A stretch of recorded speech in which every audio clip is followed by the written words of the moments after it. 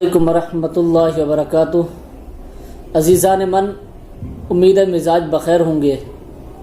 گرامی قدر سامعین، آج کا ہمارا موضوع انتہائی اہمیت کا حامل ہے، کیونکہ اگر ہم بحیثیت مجموعی دیکھیں تو 400 عالم میں مسلمان پریشان اور پسے ہوئے نظر آتے ہیں، ان کا کوئی پرسان حال نظر نہیں آتا، ہر جگہ پہ ناکام ہی ناکام ہیں۔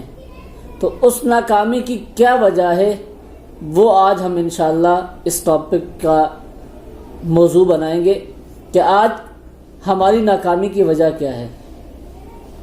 پیارے دوستو، جدید دور ہے، وہی قومیں دوسروں سے آگے نکلتی ہیں اور دنیا پر راج کرتی ہیں جو تعلیم اور تحقیق کے شعبے پر اپنی توجہ مرکوز رکھتی ہیں۔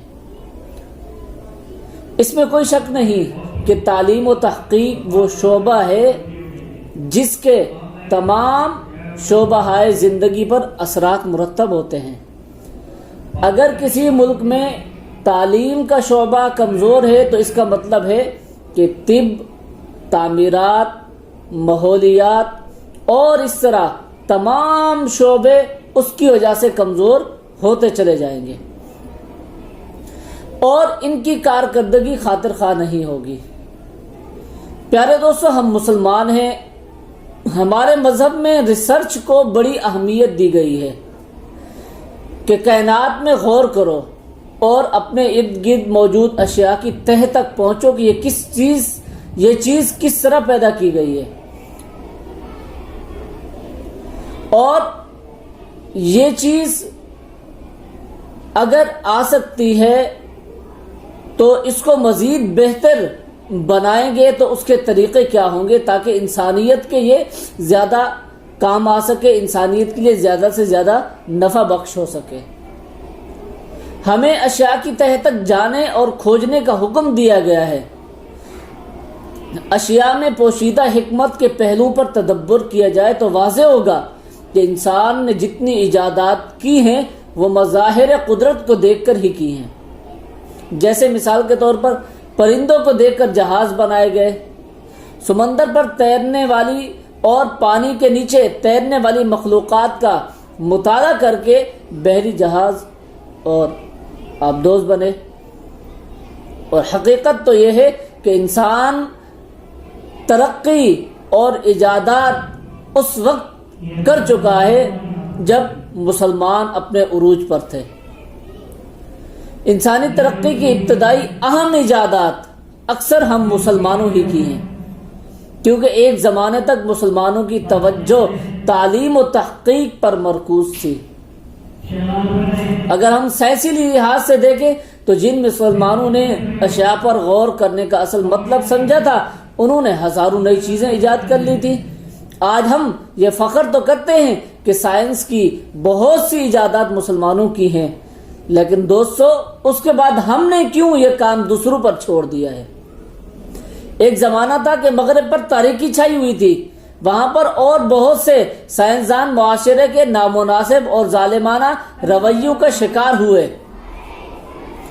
یورپ نے بہت سے ایسے سائنسدانوں کو تحت تیغ کیا جنہوں نے معاملے کی حقیقت کو ظاہر کیا، تاہم ایک بار پھر وقت نے پلٹا کھایا اور جہاں مسلمانوں کی توجہ تعلیم، تحقیق اور سائنس پر مرکوز تھی، وہ وہاں اس حوالے سے غفلت کا شکار ہوئے اور یورپ نے سائنسی ایجادات پر توجہ دینا شروع کی، اور آج آپ کے سامنے آئے دن نت نئی ایجادات سامنے آ رہی ہیں۔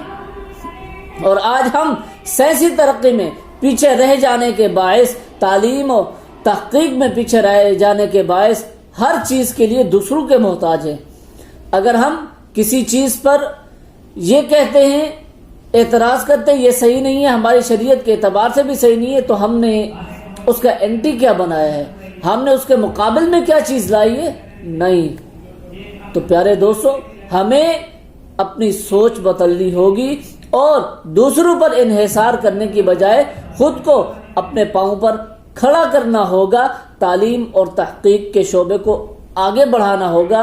جب تعلیم عام ہوگی تو یقیناً تحقیق عام ہوگی تو لوگ انشاءاللہ نئے نئے کارنامے سر انجام دیں گے. پھر غزالی، پھر ابن سینا، پھر ابن خلدون، یہ سارے کے سارے جو محقق یا پھر سائنسدان تھے وہ انشاءاللہ دوبارہ سے پیدا ہو سکیں گے. کیونکہ اقبال نے کہا تھا فضائے بدر پیدا کر فرشتے تیری نصرت کو، فضائے بدر پیدا کر فرشتے تیری نصرت کو، اتر سکتے ہیں گدوں سے قطار اندر قطار ربی. تو پیارے دوستو، جب ہم محنت کریں گے وہی ہمارے طریقے ہوں گے جو ہمارے اسلاف کے تھے، قرآن پر غور و فکر، تدبر، تعلیم و تحقیق. تو انشاءاللہ بہت جلد ابن سینا اور دیگر سائنسدان آج کے ہمارے معاشرے کے اندر اور آج کی جنریشن میں سے پیدا ہوں گے. السلام علیکم ورحمۃ اللہ وبرکاتہ.